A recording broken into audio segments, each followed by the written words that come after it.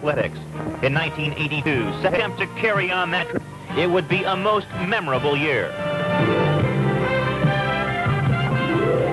Following 3 consecutive victories to open the campaign, Rice Biggs Lancers faced undefeated Fullerton in an early season showdown. Right away, the PCC offense moved into high gear. Fullerton's highly regarded defense didn't faze running back Tony Manley as the sophomore speedster raced 80 yards for the game's first score.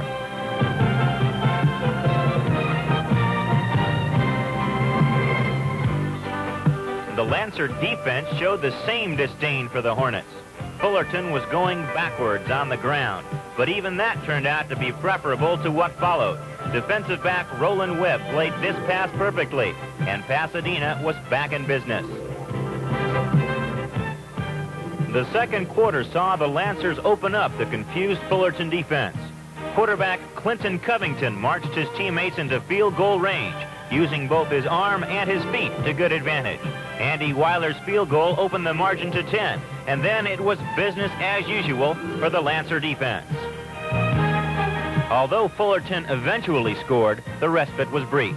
This was one of those nights when everything was working, and the Lancers would not be denied. Tony Manley's second score of the evening made it 17-7, and the Lancers were just warming up. It was difficult to believe that the team in the white jerseys had come into this game ranked #1 in the nation, because the guys in the gold helmets were turning this contest into a rout.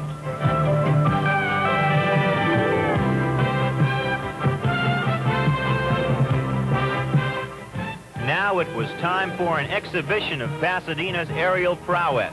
Clinton Covington shredded the heralded Fullerton secondary.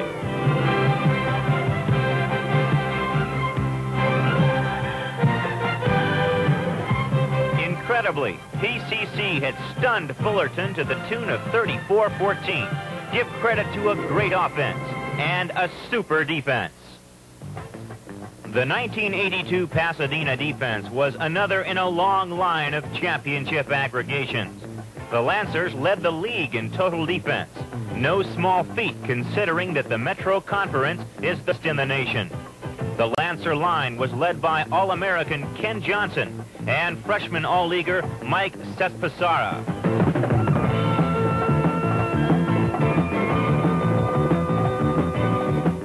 Defensive line coach Ron Robinson was blessed with a depth of talent that also included Brent Wyrick, Mike Lilly, Marcus Bond, Curtis Clark, Martin Whitmore, Elander Kraft, Tony Incilio, and Kevin Ferguson.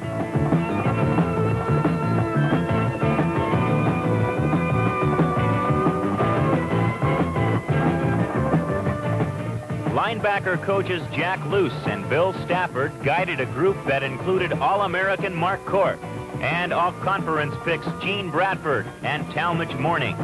John Taylor was outstanding, and so were Jay Hager, Tucker Jenkins, Eric Holmes, Scott Chambers, and Richard Saris.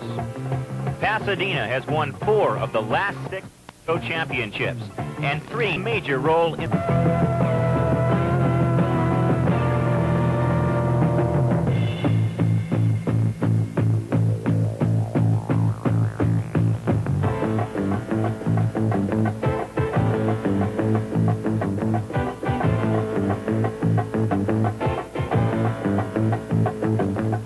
The 1982 Lancer defense forced 45 turnovers, including 27 interceptions. The secondary had plenty to do with that statistic. Coach Nick Larez tutored 4 All-Leaguers: Hubie Brooks, Roland Webb, Eric Thomas, and Kevin Pointer.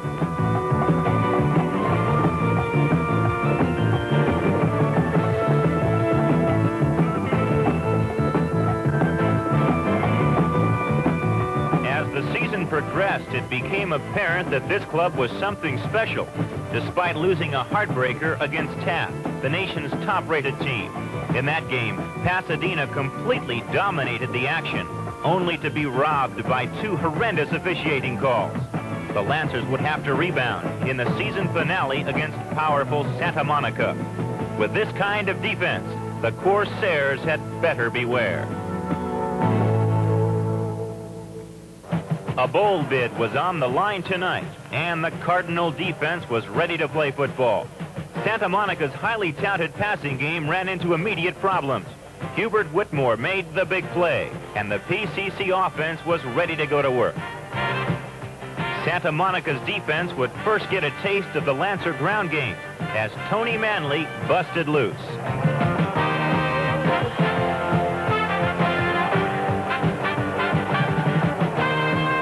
With all eyes on Manley, Covington surprised everyone in the stadium with a super play fake and a touchdown toss to Martin Whitmore. A change of direction did nothing to improve Santa Monica's fortunes. Roland Webb killed a drive with this interception, and the Lancer offense returned to duty. Fullback Dennis Carr tore through the line for good yardage, setting up a Covington to Whitmore airstrike.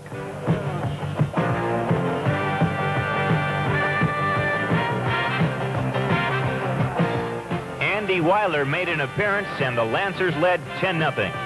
Second half action, and the Lancers continue to roll. As if to prove that the first half was no fluke, PCC came out with a vengeance. Pure, straight-ahead football would be the name of the game in the final 30 minutes. The final score was 20-0. The defense, the offense, had been awesome. In 1982, Pasadena simply overpowered people on the way to the end zone. Number 39, all-leaguer Richard Gwynn was a case in point. The freshman fullback charged for 571 yards, better than 6 yards per carry. There was no question that these folks could score points. Pasadena was 9th in the nation and 3rd in the state in scoring, averaging over 400 yards per game.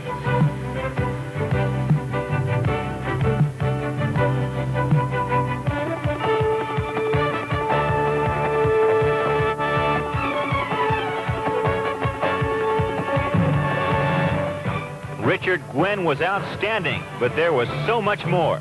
Offensive coaches Ray Coldiron and Dave Hoover also counted on all-conference fullback Dennis Carr.